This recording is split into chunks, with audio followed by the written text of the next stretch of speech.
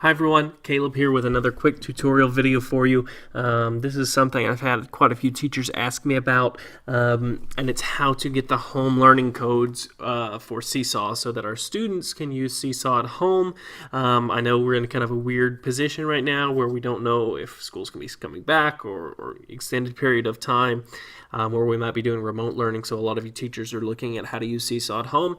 Well, I'm going to show you today in this video how to make it happen. So the first thing, when you go to log in, you're going to choose your teacher. You're going to log into your Seesaw account, which I'm going to do right now. I get logged in, and the very first thing I'm going to see is the kind of dashboard, my journal that it opens up to, and I have up here towards the top, using Seesaw for home learning. This is what we want to do. We want to get those home learning codes so that the kids can log in. So I'm going to click on that button, Get Home Learning Codes. From here, I've got the classes that I teach. If you only teach one class, you're just going to see your class right here. If you see multiple, you'll see all of your classes, and then you'll also see all of your students that you teach. Basically, when we use Seesaw at home, it still allows them to complete activities and view their journal and any announcements that you make, but it doesn't allow them to see any other students' work, which is pretty good because they're working from home. The codes we're going to give them, it's recommended that the kids treat them like passwords and they store them securely.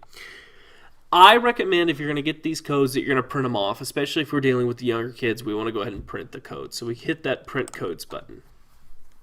From here, it pops up with a PDF for you to print showing what to do. And so the very first page is for your information. It gives you teachers' instructions on how to print or download them and then give them to the kids. Recommends that, it shows you don't share them on social media or in a public forum because they're just like passwords.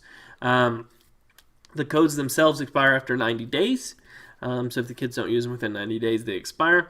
How do the kids use them? That's in this section here. How do students use the code? They're going to go to this website if they're doing it on a computer, or if they're using it from a phone or tablet, they need to download the Seesaw Class app.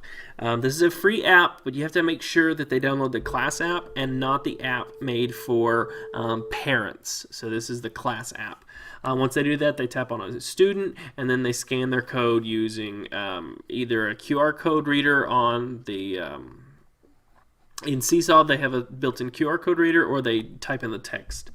If you wanted to send emails, it gives you instructions on how to do that too. This section is what your students are going to get from you.